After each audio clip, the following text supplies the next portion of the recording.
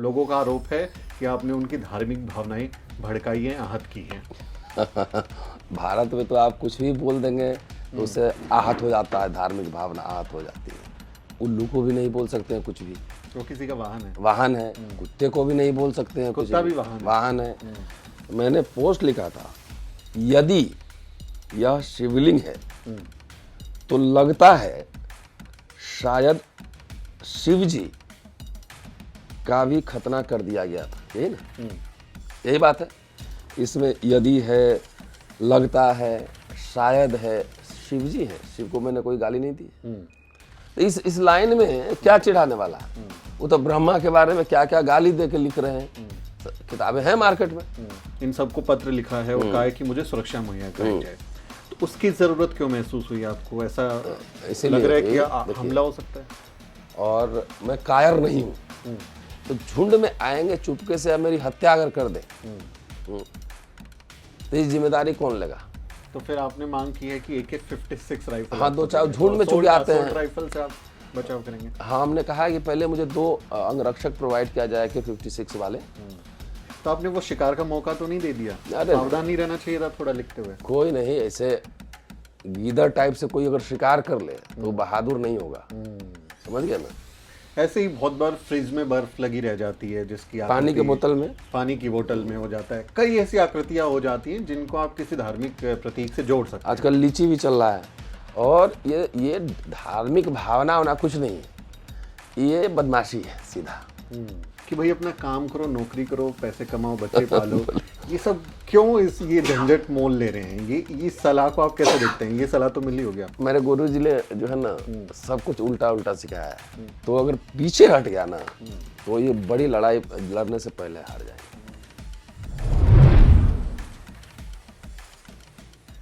जय भीम दोस्तों, स्वागत है आपका द न्यूज़ वीक द शूद्रा की इस खास पेशकश में। और आज की खास मुलाकात जिनसे हो रही है प्रोफेसर डॉक्टर रतन लाल, जो कि दिल्ली यूनिवर्सिटी के हिंदू कॉलेज में पढ़ाते हैं।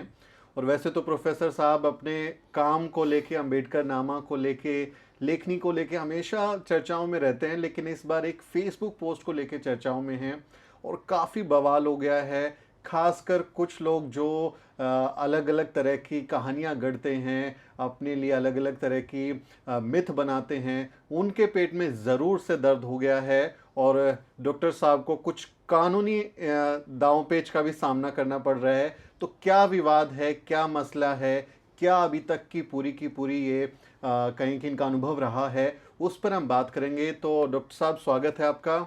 शुक्रिया शुक्रिया।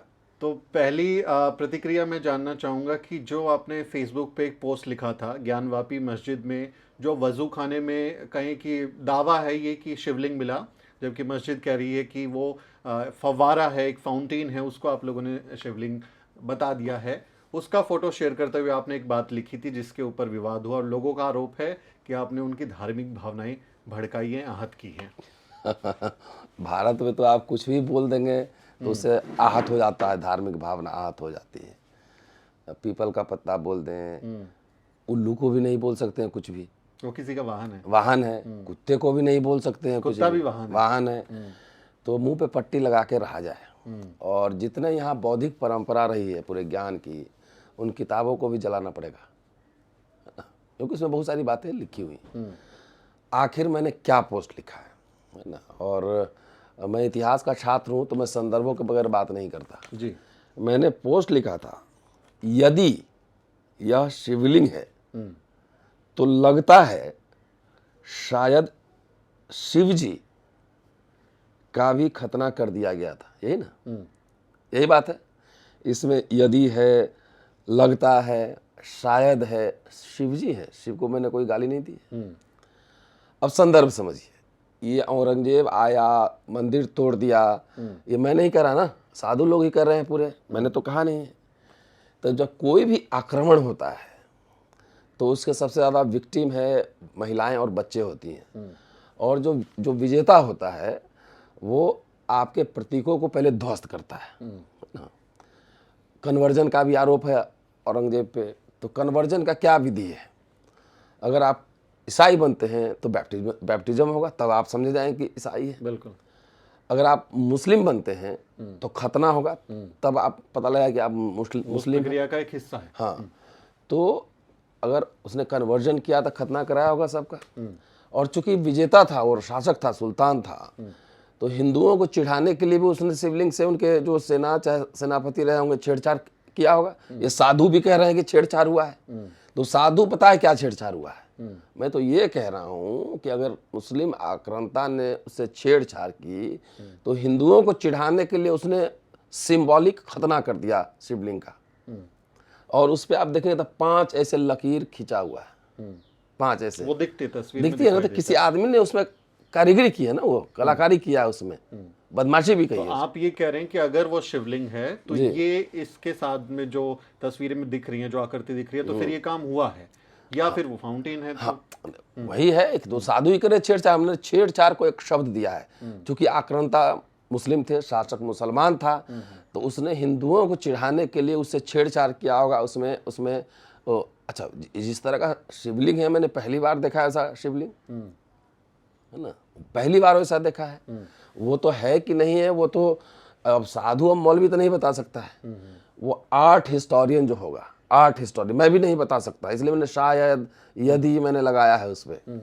तो जो आर्ट हिस्टोरियन है, आर्ट हिस्टोरियन उसको पढ़ेगा भारत में कितने तरह के शिवलिंग पाए जाते हैं। अगर ये भी एक शैली थी शिवलिंग बनाने की जिसपे एकदम सपाट रहेगा, वो तोड़ा हुआ नहीं, काटा हुआ लग रहा है। प्राइमा फेसी अगर देखेंगे तो किसी चीज को तोड़ते हैं तो छिन्न भिन्न होता है ना, टेढ़ा मेढ़ा होगा, हाँ, कहीं से भी टूट जाएगा। लेकिन वो सपाट ऐसे है, तो किसी ने काटा है उसको, बेसिकली तोड़ा नहीं है, काटा है। तो ये तो आर्ट हिस्टोरियन पढ़ के उसको समझेगा कि इस तरह का शिवलिंग और कहीं है कि नहीं, या कुछ और है। तो उनका काम है। मैंने तो इतिहास के छात्र होने के नाते मैंने इफ बट के साथ अपनी बातें कही। कोई भी विक्रांता जाएगा, जैसे यहाँ पे बहुत सारे बुद्धिस्ट मठ हैं, टेम्पल हैं, उसको जो है हिंदुओं ने जो है मंदिर अपना बना लिया है। मैं अभी आ रहा हूँ सिरपुर से, और सिरपुर में जाके देखिए पूरा बुद्धिस्ट साइट है। वहाँ पे सब कब्जा कर लिया है, कोई विष्णु बना दिया है, कोई लक्ष्मण बना दिया है, कोई कुछ कह रहा है। कुछ शिवलिंग पे जो आकृति है बुद्ध की है, लेकिन हाँ, उसको शिव का बता के वो हाँ। तब आप काशी प्रसाद जायसवाल राष्ट्रवादी इतिहासकार थे, रामेश्वरम धाम के बारे में बोलते हैं कि जो जिसको शैतान बोल के चप्पत लगवाया जाता है, वो बेसिकली बुद्धा की मूर्ति है। मैं थोड़ी कह रहा हूँ। तो इस कब्जा के तो क्या होता है, कोई जो डोमिनेंट सेक्शन होता है दूसरे के प्रतीकों से छेड़छाड़ करता है, उस पर कब्जा करता है, वो अपने टेम्पल स्ट्रक्चर खड़ा करता है। तो हिंदुओं ने बौद्धों पे कब्जा किया तो उस पर कर लिया ना, सब पे है। बोध गया अभी भी विवाद है, साकेत को लेकर भी विवाद रहा है, बुद्ध की मूर्तियां जहां तहां मिल रही हैं, उसको आप विष्णु बना दे रहे हैं। तो उसी तरह से अगर मुस्लिम आक्रांता आए और उनको चिढ़ाना था, मान लिया कि हिंदुओं को, तो उनका सबसे जो सिंबॉलिक रिलीजियसली जो सिंबल होगा, शिवलिंग होगा, तो उसको काट दिया होगा, खंडित करेंगे, काट दिया होगा ना, कि देखो अब, हाँ, अपनी शक्ति। तो ये मेरा ओपिनियन था। अब इसमें कौन सा ऐसा भावना है भाई? लेकिन इस ओपिनियन की कुछ लोगों का कहना है कि जो भाषा है वो कहीं ना कहीं चिढ़ाने की, मखौल बनाने की, और जो भारत का कानून है कि धार्मिक भावनाएं आहत करने की, वो साउंड तो नहीं निकल रहा है इससे। भाई आप रावण को जला देते हैं, यहाँ के आदिवासी अपना पूर्वज मानते हैं रावण को, तो उनकी धार्मिक भावना ठेस नहीं लगती। होलिका दहन कर देते हैं, उनकी धार्मिक भावना ठेस नहीं लगती। आप दुर्गा पूजा करते हैं तो असुर जाति जो है वो पूरा वध करते हैं, बिल्कुल। दिखाते हैं वध करते हुए। तो ये धार्मिक जो ये है आस्था है, उसको ठेस लगने का यही लोग हैं। इसके पहले लोग नहीं लिखे हैं भारत में। इसमें तो मैंने कुछ भी नहीं लिखा है।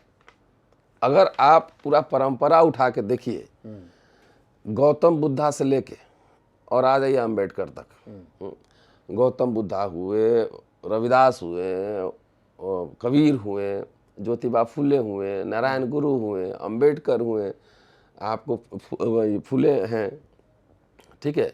इन सब लोगों ने तो एक्सटेंसिवली क्रिटिक किया हिंदू धर्म का, एक्सटेंसिवली। राम के बारे में अम्बेडकर साहब ने क्या क्या लिखा है, कृष्ण के बारे में मैंने इतने सारे वीडियोस बनाए हैं, बिल्कुल एक्सटेंसिवली क्रिटिक किया है। और दुनिया भर में रिलीजन, वेस्ट में भी क्रिश्चियनिटी का जब रिफॉर्म हुआ, प्रोटेस्ट हुआ, क्रिटिक हुआ, तब नया प्रोटेस्टेंट क्रिश्चियनिटी आया। तो ये तो एक प्रोसेस चलता रहा है ना पूरा। वो सवालिया निशान तो हर चीज पे हाँ, लगता है। रहता है। और जो जिनके आप जिक्र कर रहे हैं बाबा साहब, फूले साहब, पेरियार साहब, इनकी किताबें तो भारत सरकार छाप रही है ना, उसी में वो लिखा हुआ है। उसी में लिखा हुआ है। तो इस लाइन में क्या चिढ़ाने वाला है? वो तो ब्रह्मा के बारे में क्या क्या गाली दे के लिख रहे हैं। किताबें हैं मार्केट में। लेकिन जो चीज अभी साबित ही नहीं है कि वो शिवलिंग है, एग्जैक्टली उसके बारे में आपने एक फोटो पे लिखा है, तो उससे कैसे साबित होगा कि ये शिवलिंग की भावनाएं मेरी जुड़ी थी या कुछ हो गया? वो तो अभी साबित ही नहीं हुआ। साबित ही नहीं हुआ है। साबित हो तब ना।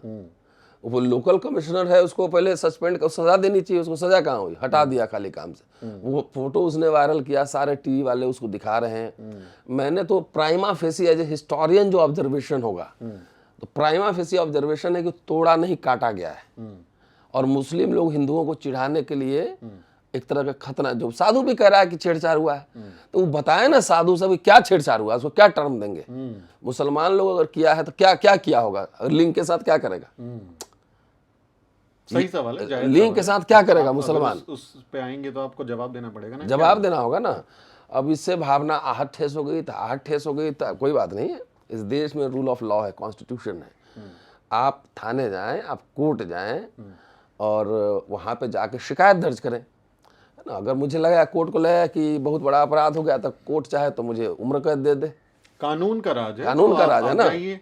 ये लेकिन कानून को उसकी प्रक्रिया को मानने की जगह मैं देख रहा हूँ कि सोशल मीडिया पे, तमाम आपके चैनल पे लोग बहुत अभद्र भाषा का इस्तेमाल कर रहे हैं, गाली गलौज कर रहे हैं, आपको धमकी भी दे रहे हैं। उसके बाद आपने अपनी सुरक्षा के लिए प्रधानमंत्री, गृह मंत्री, इन सबको पत्र लिखा है और कहा है कि मुझे सुरक्षा मुहैया कराई जाए। तो उसकी जरूरत क्यों महसूस हुई आपको? ऐसा लग रहा है कि हमला हो सकता है? इसीलिए हुई। अभी रविकांत का केस हुआ है लखनऊ में जी। मैं कैंपस में रहता हूँ और मैं कायर नहीं हूँ। पहली बात, मैं डरपोक नहीं हूँ। किसी को हमला करना है, कुछ करना है तो पता तो रहे। भाई, दो सेना अगर आती है, युद्ध में पहले होता था तो सेनाओं को पता होता था, सामने ऐलान करते थे, ऐलान करते थे, एलजी भेजते थे, बताते थे। हाँ, तो ये अगर ऐसे करें तो हम अपना जो सिक्योरिटी उपाय होगा हम करेंगे अपने सुरक्षा के लिए। ये झुंड में आते हैं, चुपके से आते हैं। अब कई बार प्रशासन का इनको प्रोटेक्शन रहता है, तो झुंड में आएंगे चुपके से, अब मेरी हत्या अगर कर दे तो इस जिम्मेदारी कौन लेगा? मैं प्रोसीडिंग इसके लिए तैयार हूं। इसलिए मैंने प्राइम मिनिस्टर को लिखा है, कोर्ट में भी लिखूंगा, जाऊंगा कि मेरा पहले यूपीए सरकार की आलोचना करते थे तो ये लोग तो बहुत खुश होते थे। भाई, आज से अब थोड़े ही लिख रहे हैं, तो अम्बेडकर साहब कब से हम लोग लिख पढ़ रहे हैं, तो ये लोग बहुत खुश होते थे। आज इनकी आलोचना कीजिए तो लगता है कि देशद्रोह हो गया। मैंने वो पढ़ा आपका पत्र, आप लिखते हैं प्रधानमंत्री को कि ये तो मेरा काम है और मैं करता रहा हूँ। हाँ। यूपीए की भी की, अब आपकी भी कभी कभी कर देता हूँ, तो लोग आहत हो जाते हैं। हाँ, और धमकियां मिलने शुरू हो जाती है। तो दो चार रहेगा तो डंडा से अपनी सुरक्षा कर लेंगे। अब झुंड में चुपके से हमला करेगा तो बड़ा बड़ा बाहुबली भी अपनी रक्षा नहीं कर पाएगा। तो फिर आपने मांग की है कि AK-56 राइफल, हाँ, दो चार झुंड में चुके आते हैं, राइफल से आप बचाव करेंगे। हाँ, हमने कहा कि पहले मुझे 2 अंगरक्षक प्रोवाइड किया जाए AK-56 वाले, और अगर ये संभव नहीं है तो मुझे इसका जो प्रोसीजर है, प्रोसीजर शुरू किया जाए और मुझे उसका लाइसेंस दिया जाए। और चूंकि मैं मास्टर हूँ तो उतनी पैसा नहीं है कि मैं खरीदूंगा अपने जेब से, तो मेरे जितने बहुजन जमात के लोग, न्यायप्रिय लोग हैं, सबसे 2-2, 4-4 रुपए लेके इकट्ठा कर लूंगा। मैं कलम चलाता हूँ, लेकिन जिंदा रहूंगा तब ना कलम चलाऊंगा। आगे दिख रहा है कि गड्ढा है तो उसमें जाके गिर जाना बहादुरी थोड़ी है। तो जिंदा रहूंगा तब ना। मैं तो अहिंसा का मानने वाला हूँ। बुद्ध क्या न्यायी हैं, तो बुद्ध की बात करते हैं, अहिंसा की बात करते हैं, लेकिन आत्मरक्षा के लिए डॉक्टर अंबेडकर ने अहिंसा को डिफाइन किया है। बिल्कुल, कि अहिंसा एक शौकिया अहिंसा, तो इनको जो हर्ट हुआ शौकिया अहिंसा करेंगे, हिंसा करेंगे। और एक होता है अपने मुल्क के लिए, अपने स्वाभिमान के लिए। ये दोनों में डिफरेंस है ना। मैं अहिंसा को, सम्राट अशोक ने जो है कलिंग युद्ध के बाद बौद्ध धर्म अपना लिया जी। कोई युद्ध नहीं किया। क्या उन्होंने सेना को भंग कर दिया? नहीं किया ना। ब्यूरोक्रेसी भंग किया? नहीं किया। कैपिटल पनिशमेंट खत्म हुआ? नहीं हुआ। तो हमको जिस तरह का ट्रेंड अभी देश में चला हुआ है, मॉब लिंचिंग है ना, मॉब लिंचिंग, तो मॉब लिंचिंग से चाहे हमको इतना गाली देके और तमाम करके मुझे डराना चाहते हैं, तो इसमें डरने की क्या बात है। सरकार की जिम्मेदारी है, प्रशासन की जिम्मेदारी कि हमारी सुरक्षा मुहैया कराए, इसलिए मैंने लिखा है। लेकिन हमने प्रोफेसर साहब देखा कि आपके ही यूनिवर्सिटी से प्रोफेसर अनी बाबू जेल में हैं। अब रविकांत जी का जिक्र कर रहे हैं लखनऊ यूनिवर्सिटी में, उनके साथ क्या हुआ। तो ये हमले लगातार बढ़ रहे हैं और उन पे कोई रोक लगती हुई नज़र नहीं आ रही। तो आप जो काम कर रहे हैं, डर नहीं लगता कि भाई हमला हो जाएगा? मैं परिवार के साथ रहता हूँ, बाहर जाता हूँ, काम करता हूँ, पढ़ाता हूँ क्लास में। कुछ लोग तो आतंक का राज ही स्थापित करना चाहते हैं, डर का। तो हम लोग तो गौतम बुद्ध और तमाम उस परंपरा के लोग हैं, वो लोग नहीं डरे, तो क्या डरना है? क्या डरना है? अम्बेडकर नहीं डरे। अम्बेडकर ने जितना एक्सटेंसिवली अटैक किया है हिंदू धर्म को, है ना, रिडल्स ऑफ हिंदुइज्म और शूद्राज लिखा है, तो उन्होंने तो एक्सटेंसिवली अटैक किया है। उस हिसाब से मैंने कुछ भी नहीं किया। तो ये मनुस्मृति वाले लोग हैं, चाहते हैं डरा वरा के जो है लागू कर देंगे, तो डरने वरने की ज़रूरत नहीं है। सुरक्षित आदमी सचेत सावधान जरूर रहेगा, लेकिन मैं डरता उड़ता नहीं किसी से। लेकिन ये बात हम लोग हमेशा जानते हैं कि हमारे लिए ना मौके की तलाश में है कि कैसे आपका शिकार किया जाए। आप कोई एक गलती करें, कोई एक ट्वीट कर दें, कोई एक बात कर दें, कोई ऐसा कर दें और वो आपका शिकार कर लें। तो आपने वो शिकार का मौका तो नहीं दे दिया? सावधान नहीं रहना चाहिए था थोड़ा लिखते हुए? कोई नहीं, ऐसे गीदड़ टाइप से कोई अगर शिकार कर ले तो बहादुर नहीं होगा, समझ गए ना। शिकार करना है तो फिर ड्रम बजा के आओ, आमने सामने के लड़ाई। ड्रम बजा के आओ ना भाई। गीदड़ की तरह कोई अगर, तो उसमें उसकी बहादुरी थोड़ी है। क्या करता है, अब कोई मैं जा रहा हूँ, अब 10 लोग जो है गाली दे दिए, मार दिए, कुछ कर लो, मॉब लिंचिंग कर लिए, तो उस क्या कहिएगा उसको? अब इसके लिए मैं डर जाऊं तो मैं लिखना भी बंद कर दूं। कल कोई बोलेगा कि सांस आप इधर इस नाक से नहीं इस नाक से लीजिए, नहीं तो मेरा आस्था हट हो जो है तो ठेस हो जाएगा, तो मैं वही करूंगा। कल हो के उल्लू को उल्लू हम नहीं कर सकते हैं। अभी रिलीजन की बात कर रहे हैं, ठेस की। महालिंग पुराण है टेक्स्ट, शिव पुराण है, विष्णु पुराण है, गीता प्रेस से छपी हैं बहुत सारी किताबें जी। उन्हीं को पढ़ के अगर 2 लाइन लिख दें तो बोले कि मेरा तो हर्ट हो गया, तो तुम एक काम करो, पूरा जला ही दो, पुराण वेद वे सब जला दो। ये बहुत बार ये बात उठती है प्रोफेसर साहब की, जो टेक्स्ट लिखा हुआ है, जिसको आप पूजते हैं, जो आपके स्क्रिप्चर्स हैं, आपका लिटरेचर है, उसी से अगर कोई बात लिख देते हैं तो आहत हो जाती हैं चीजें। तो इसका मतलब आप जो है डर के घर में बैठिए, कुछ मत कीजिए, ऐसे थोड़ी चलेगा। तो कम से कम अपना लिखा हुआ ही पढ़ लो यार, जिसकी तुम बात कर रहे हो। तब अब मान लिया कामाख्या में तो योनि की पूजा होती है ना सरेआम। शिवलिंग कहाँ स्थापित है?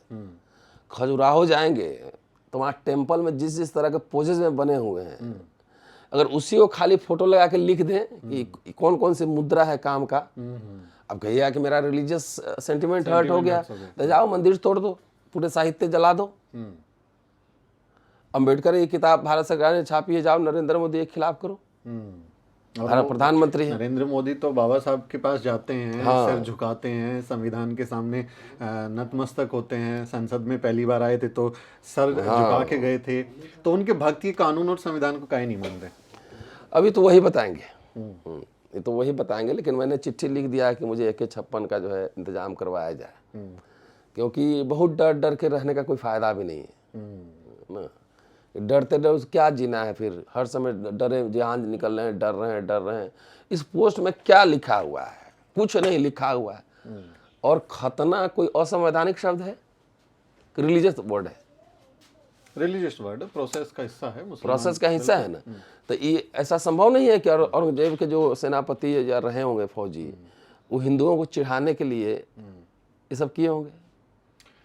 संभावनाएं हैं और इतिहास में तो संभावनाएं होती है ना। कोई ट्रू अब मैटर ऑफ इन्वेस्टिगेशन। कोई कह रहा है शिवलिंग है, तब कल टीवी पे था, मैंने कहा ऐसा शिवलिंग कहीं और दिखा दो। तो जिन प्रतीकों की बात करें डॉक्टर साहब हम, कि अगर किसी आलू पे कोई आकृति आ जाए, है ना, जैसे चांदनी चौक टू चाइना एक फिल्म थी, उसमें वो आलू की आकृति थी, उस पे गणेश बोल के पूजा कर रहे थे। ऐसे ही बहुत बार फ्रिज में बर्फ लगी रह जाती है, जिसकी पानी की बोतल में हो जाता है। कई ऐसी आकृतियां हो जाती हैं जिनको आप किसी धार्मिक प्रतीक से जोड़ सकते हैं। आजकल लीची भी चल रहा है, उसमें बीज को उस आकार में समझ के लोग लिख रहे हैं कि कहीं ऐसा ना हो जाए। रोड पे डिवाइडर पे जो पिलर नहीं रहता है, हाँ, वो भी चल रहा है। और बहुत इंटरेस्टिंग एक चीज़ ये भी मैं आपको बताऊं, आज ही हमने एक वेबसाइट पे खबर करी है कि अमेरिका में एक खंबे को जो ट्रैफिक रोकने के लिए लगाया था उसका पूजा करना शुरू कर दिया था कि ये शिवलिंग है, वहां बसे हुए भारत के हिंदुओं ने।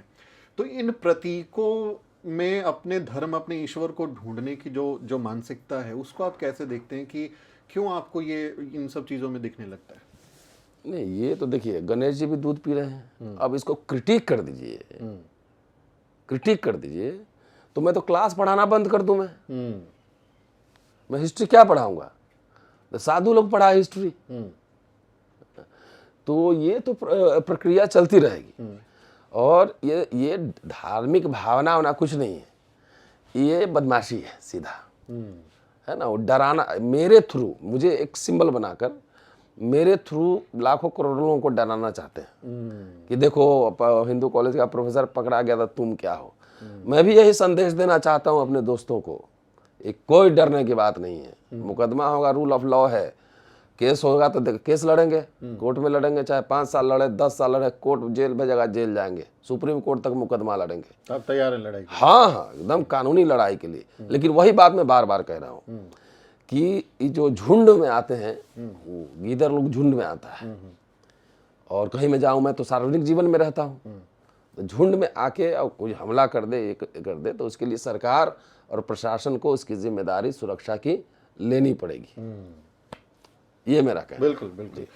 कई लोग, क्योंकि आप दलित बैकग्राउंड से आते हैं, और ये सलाह आपको जरूर कुछ लोगों ने दी होगी कि भाई अपना काम करो, नौकरी करो, पैसे कमाओ, बच्चे पालो। ये सब क्यों ये झंझट मोल ले रहे हैं? ये सलाह को आप कैसे देखते हैं? ये सलाह तो मिली होगी आपको। मेरे गुरु जी ने जो है ना सब कुछ उल्टा उल्टा सिखाया है, और हम भी वही पढ़ाते हैं। ठीक है, ये क्वेश्चन एवरीथिंग। मैं DN झा श्रीमाली साहब का स्टूडेंट रहा हूँ, मैंने शाहिद अमीन, ज्ञान पांडे, ऐसे लोगों से पढ़ा है इतिहास, पार्थ सारथी और तमाम ऐसे बड़े बड़े हिस्टोरियन से पढ़ा है। उन्होंने हमें हमेशा जो है सिखलाया है कि क्वेश्चन एवरीथिंग। बुद्धा ने ये बात पहली बार कही थी कि मैं कह रहा हूं इसलिए भी नहीं मानो, पहले अपने से अनुभव करो, देखो, और तुम्हें ठीक लगता है तब तुम धम्म को अपनाओ। तो वो ट्रेडिशन है, राइट। मैं अपने छात्रों को भी कहता हूं कि question everything, when, why, where, how, what, यही 5 पॉइंट है हिस्ट्री का ना। ये 5 पॉइंट उसमें से निकाल देंगे तो कथावाचक हो जाएंगे। कथाएं बोलिए, कथा ही बोलिए। तो ये हमारा काम है क्रिटिक करना। वो कांग्रेस की सरकार आएगी उस समय भी वही लिखेंगे। तो मैंने लिखा ना कि फर्क यह है कि उस समय जो इस तरह के थ्रेट्स नहीं होते थे। आपके सरकार में कुछ ज्यादा ही मतलब आहत हो रहे हैं लोग। मेरे 2 छोटे से सवाल और हैं आपसे, फिर हम इंटरव्यू वाइंड अप करेंगे जी। भारत का संविधान, आई गेस आर्टिकल 51A जो कहता है डायरेक्टिव प्रिंसिपल ऑफ स्टेट्स का, कि आपको देश में साइंटिफिक टेम्परामेंट को बढ़ाना है, लोगों के बीच में वैज्ञानिक सोच को, व्यवहार को, कि वो लोग विज्ञान की तरफ जाएं। लेकिन मौजूदा दौर में हम देखते हैं कि विज्ञान पे और जो आस्था है वो भारी पड़ रही है कि गणेश जी पहली प्लास्टिक सर्जरी थे, सीता जो वो पहली टेस्ट ट्यूब बेबी थी, ये तमाम बड़े बड़े संवैधानिक पदों पे बैठे हुए लोग कह रहे हैं। तो ये उल्टी दिशा में चलने लगे हैं भारत के लोग। भारत के लोग नहीं, भारत के लोग अभी भी इसके खिलाफ बोल रहे हैं, है ना। वहीं स्टालिन है जो कह रहा है मंदिर का जमीन लाओ, उसमें कॉलेज खोलो। तो भारत के लोग नहीं कह सकते हैं। यहाँ गाय को आप पूज रहे हैं, गोवा में और नॉर्थ ईस्ट में, केरल में गाय को लोग खा रहे हैं। तो इससे भावना, यहाँ इन लोगों की भावना नहीं ठेस लगती है। कई जगह तो उन्हीं की सत्ता है। हाँ, नहीं, कई जगह क्या, जो जिन लोगों ने मेरे ऊपर इतनी धमकियां दी हैं, उनका जो है भावना ठेस नहीं लगता है कि गोवा में गाय खा रहा है। सरकार भी रहती है उनकी, केरल में, नॉर्थ ईस्ट में उन्हीं की सरकार है जी। दिल्ली में। लेकिन ये एक लाइन लिखने से भावना होना नहीं है, ये बेसिकली पॉलिटिक्स है, साइलेंस करने का, चुप कराने का पॉलिटिक्स है, कोई भावना नहीं है। जितने गाय का व्यापार कर रहे हैं उठा के देखिए तो कितने हिंदू हैं उसमें, हैं? गाय यहाँ माता है, गाय पे कुछ बोल दीजिए, गोबर पे बोल दीजिए तो रिलीजियस सेंटिमेंट हर्ट हो गया। बात समझ रहे हैं? तो ये रिलीजियस सेंटिमेंट नहीं है, पॉलिटिक्स है, चुप कराने का, पॉलिटिकल सेंटिमेंट कर दिया आपने। हाँ, तो वो जो है एक बार हम चुप हो गए, अगर डर गए, तो मुझे लाखों लोग देखते हैं ना। बिल्कुल, और हम सब आपसे प्रेरणा लेते हैं। बिल्कुल। तो अगर पीछे हट गया ना, तो ये बड़ी लड़ाई लड़ने से पहले हार जाएंगे। बिल्कुल, ये सही बात है कि लड़ाई से ना सिर्फ सीख दूसरों को मिलेगी बल्कि बहुत सारे लोगों को हिम्मत भी मिलेगी कि बोलते रहना चाहिए। मेरा आखिरी सवाल डॉक्टर साहब, आपके अगेंस्ट में देख रहा हूँ कि जो भारत का मीडिया है वो भी माहौल बना रहा है। कई चैनलों पे मैं देख रहा हूँ, लिख भी रहे हैं, कुछ पत्रकार भी ट्वीट करके आपके अलग अलग कोट करके आपके बारे में बहुत अनाप शनाप लिख रहे हैं। तो भारत के मीडिया की तरफ से जो आपके खिलाफ नफरत फैलाई जा रही है उसको कैसे देख रहे हैं आप? ये अब यहाँ कानून प्रशासन नहीं है, इसके खिलाफ जो है ये लोगों को नहीं जाना चाहिए था, पुलिस को नहीं देखना चाहिए था। जो मुझे धमकियां मिल रही हैं उसको देखना पुलिस का काम नहीं है, खाली मुझे देखना काम है ना। अब ऐसे कि जैसे मैं क्रिमिनल हूँ, जो क्रिमिनल्स वहाँ गाली दे रहे हैं, लंपट टाइप के लोग, चाहे जो लंपट टाइप का मीडिया वाला, वो आउट ऑफ कॉन्टेक्स्ट कुछ कुछ भी बोले जा रहा है। तो ये क्या इस देश की न्यायपालिका को, पुलिस प्रशासन को नहीं दिख रहा है? मैंने तो एक लाइन ही लिखा है, अब मैं उस पर चलूंगा, कोर्ट में बोलूंगा अगर केस मेरे ऊपर होगा कि इसमें बताइए कहाँ सेंटिमेंट हर्ट हुआ, इसकी वजह से कहाँ दंगा हुआ, जरा बताया जाए।